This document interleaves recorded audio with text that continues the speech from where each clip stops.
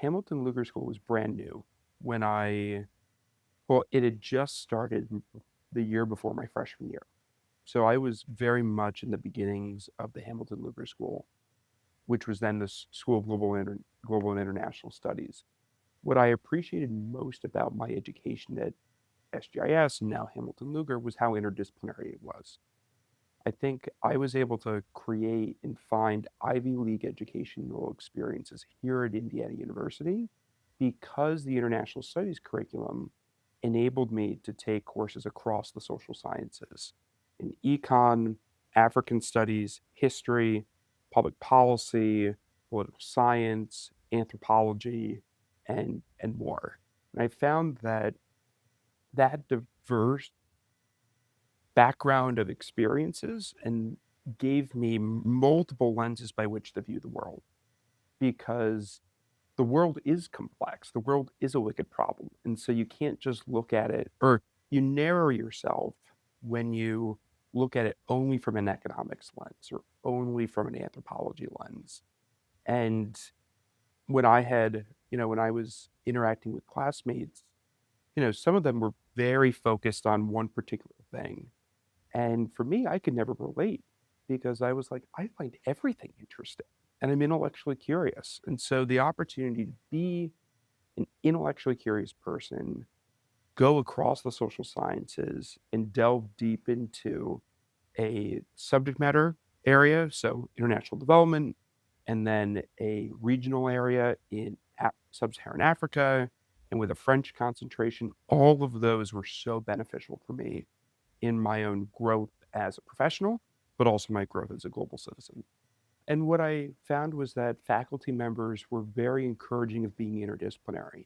And so I think this was when I was a junior or senior, I had just come off of doing an internship with the United Nations in the Netherlands, where I had to learn how to code in R in a week.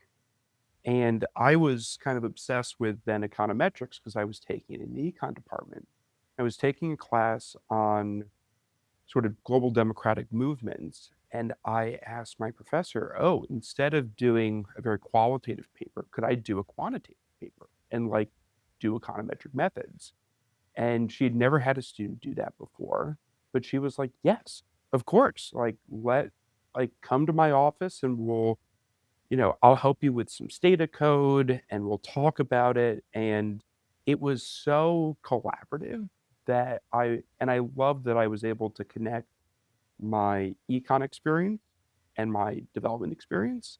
And then even in Jacobs, there were opportunities for me to take my African studies experience here within the Hamilton Lugar School and bring it to Jacobs in conversations and in classes on musicology and ethnomusicology. So that kind of cross campus collaboration, just that I sought out, was one of the best things. And so you're right, there's an opportunity to go deep and have the breadth.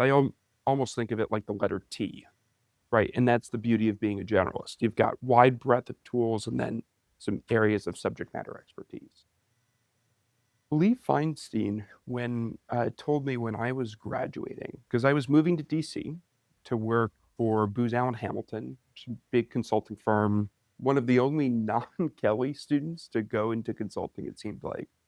And Lee said, Ryan, you're going to do really well in DC. I said, oh, why? Like, I'm a nerd, which is a good thing.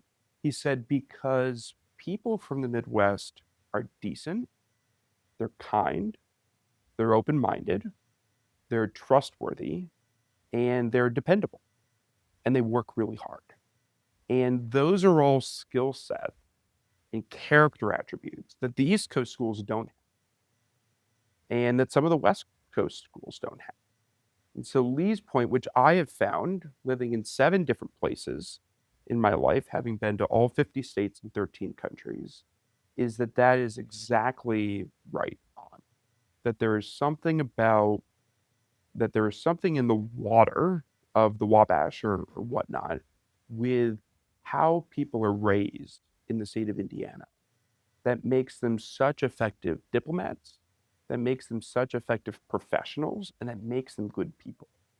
And in my own professional experience, I find that people are successful when they do two things: when they're good at what they do and they execute, and they are a kind, good person to work. And so that's, I think, Hamilton Lugar, and I think that that's Indiana University students at large. I think there's something really special about Hamilton Lugar students and about Indiana University students. You know, I find, and one of the reasons I love working with HLS and love working with IU is that students, inevitably or not, always have kind of a chip on their shoulder that they have to prove themselves because folks are going to, discount them. And I've found that throughout my own career, especially as someone who's operated in the realms of international development, in business, policy, and finance with a music degree and with an international studies degree. What I find is that the people who show up from Hamilton Lugar and from Indiana University are exceptional in they're exceptional in their curiosity, they're exceptional in their ability to work with others and to collaborate, and they're exceptional in that decency. And at Duke, where I did my MBA, we talk about um, three different pieces of like that uh, leader that we aspire to. We talk about IQ, talk about EQ, then talk about DQ, a decency quotient. And I feel like Hamilton Lugar students, as representative of IU students as a whole, have both the IQ, the EQ, and the DQ. That's going to be able to make them successful in the world. My dad's family, my mom's family are all teachers, all first generation is college students as well.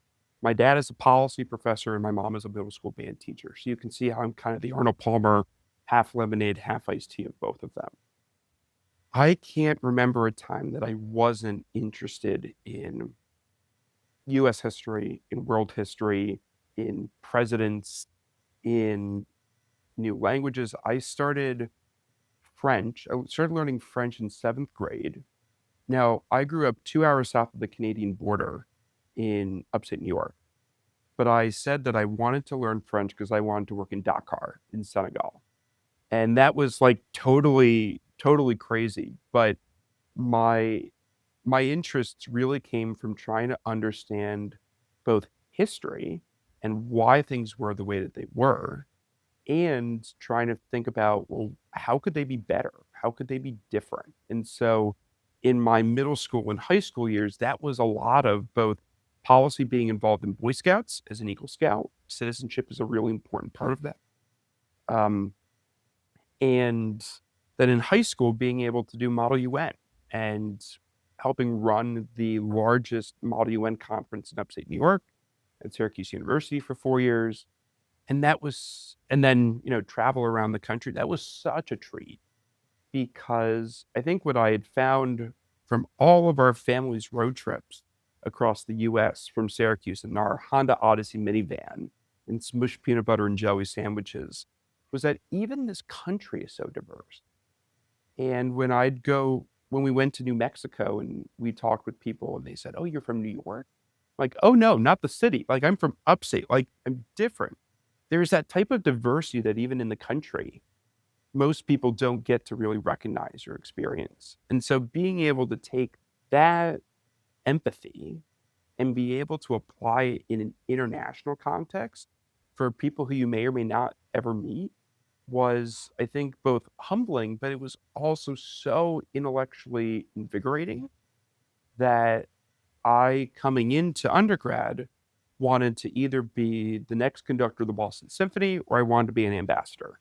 And so, what better place to be able to try both of those and to have such a rich professional education and liberal arts education in both music and international studies than Indiana University? My three goals I put into buckets of professional, personal, and philanthropy, let's say. Professionally, I am someone who's working in the field of climate finance, working to figure out how both large institutional investors, insurance companies, banks can allocate capital towards companies, towards technologies, towards products that are making a difference in fighting climate change or in the adaptation of resilience to climate change. That's something that was born out of my both undergrad experience at Indiana with the focus on development. That also came out of my work experience with Booz Allen in DC, working with FEMA, the EPA, US Army Corps of Engineers, US Department of Transportation, all on issues of climate. And then that was true in my MBA at Duke and doing different investing um, roles with different types of organizations. That is something that I find is a wicked problem. And so my goal as a generalist is to build the widest toolbox that I across a range of different organizations so that I can be that translator and I can speak that language between people and I can bring people together. That's really what I'm good at. That's what gets me jazzed up. And that's what I'm going to continue doing. You know, Personally, I want to be the best husband and father and son, brother, and friend that I can be. And that's something that's always a work in progress, but it's something that's important to me. And then, in terms of philanthropy, Indiana University is a huge a huge source of that for me, both volunteering and continuing to come to campus every year, to talking with probably at least 50 to 100 students a year, either in one-on-ones or in sessions, being able to give uh, financially to organizations on campus that are supporting students in their professional growth. All of those things are incredibly important to me, and IU will continue to be a big recipient of that philanthropy because of how much it gave to me and because I owe it to pay it forward to future students as well. So as a recovering consultant, I'm obligated to speak in rules of threes. So I'm going to give a rule of three. The first thing that I would recommend is go out and do stuff. Like it's enough to study and it's enough to think about issues. But until you're getting your hands dirty by working with people, by working with organizations, by working on problems, there's a disconnect between what you learn and then what's happening in the field or, in the world. I found that to be really beneficial with internships with the Institute for Veterans and Military Families at Syracuse University, where I worked part-time while at Indiana University to help pay for school because college is expensive. Worked for the UN University in the Netherlands. Worked for Booz Allen as well in DC or in New York for an internship and then in DC afterwards. So get your hands dirty. And sometimes that involves creating opportunities for yourself. You're not going to have an opportunity if you don't ask for it or if you don't come and pitch it either. So you can be your own type of entrepreneur. And I found that to be the case with my own experience at Indiana University. So the first is get your hands dirty and do stuff. The second is be curious. There's never going to be a shortage of things that you don't know. And I find that I learn the most from people who can help me understand um, what I don't know, because I don't know what I don't know at the end of the day. And I've found that, taking an anthropology class on the Sahel in North Africa, that was so interesting and so fascinating. And I think about it now, now I translate anthropology into marketing or into organizational behavior. Like, how do people think? How do they identify with each other? But I wouldn't have had that type of academic training had I not been like, oh, I'd love to try anthro and let's do it. So the second is be curious. And then the third is be good to each other and take care of yourselves. I didn't get enough sleep in college. I got about 6 hours of sleep a night. I'd encourage you to get more if you can. And with as much as what's going on in the world, it seems from the very macro picture that societies are fraying and that democracies are fraying. That ultimately comes down to relate to one-on-one relationships. because it's an issue of trust and belief.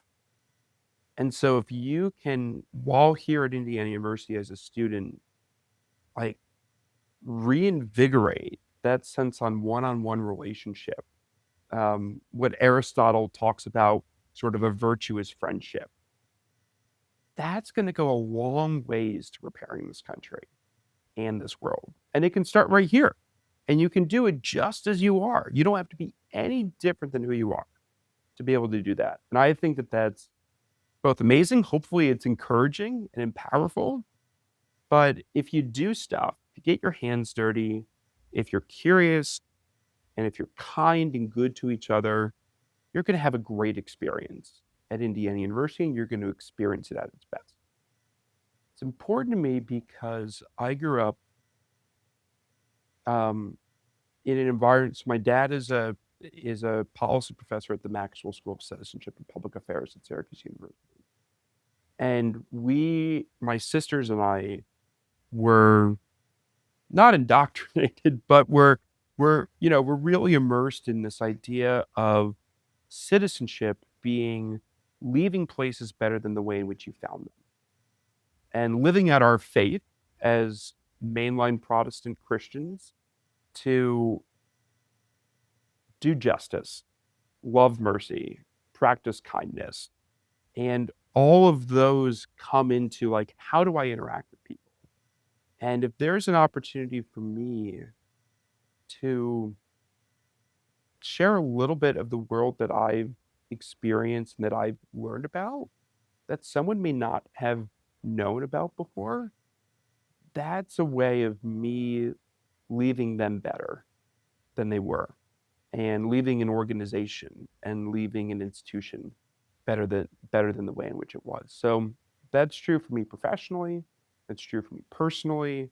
That's true for me spiritually. And I think that's, you know, that plus my faith, plus being the type of person that I want to have in my life, those are my three fundamental core missions in life. So I'm just living out those missions on a daily basis, and getting to work with students is real joy. If I hadn't, if I didn't want to be a conductor, I would have been like my mom, and I would have been a middle school band teacher. And I've always enjoyed working with students, both in like academic environments and in musical environments. And so that's my pipe dream for retirement or something, getting to be an educator. So when I think about my philanthropy, like my financial giving every year, the majority of my philanthropy is going towards one of three causes. It's going towards education, it's going towards the arts, and it's going towards environment. Those are the three things that I do. And so I'm taking what I both practice, or, I'm taking what I preach and then actually practicing it. I think the second issue is time. When I was a student, alumni didn't come back to campus. It was one of these things where there wasn't a whole lot of engagement, both in the College of Arts and Sciences and in Hamilton Lugar.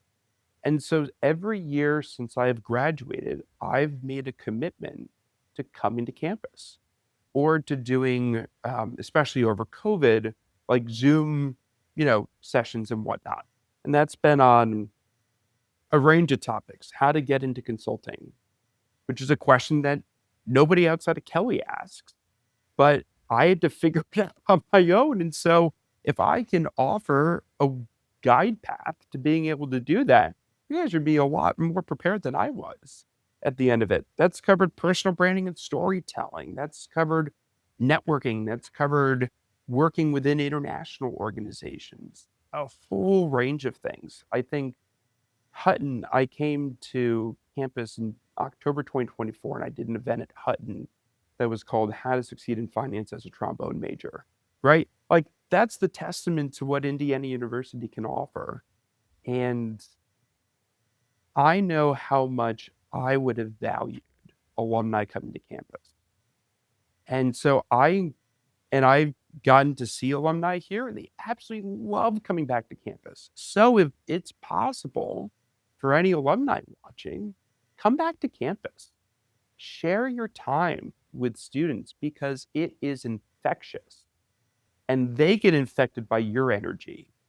And I know as a student how much, like, how much I was in awe when I got to meet my childhood hero, Yo-Yo Ma, for the first time here on the HLS stage in the auditorium because he was here with the Silk Road Ensemble. I flipped out. It was one of the most magical experiences of my life. You can have that kind of impact on someone. I think that's a gift worth giving.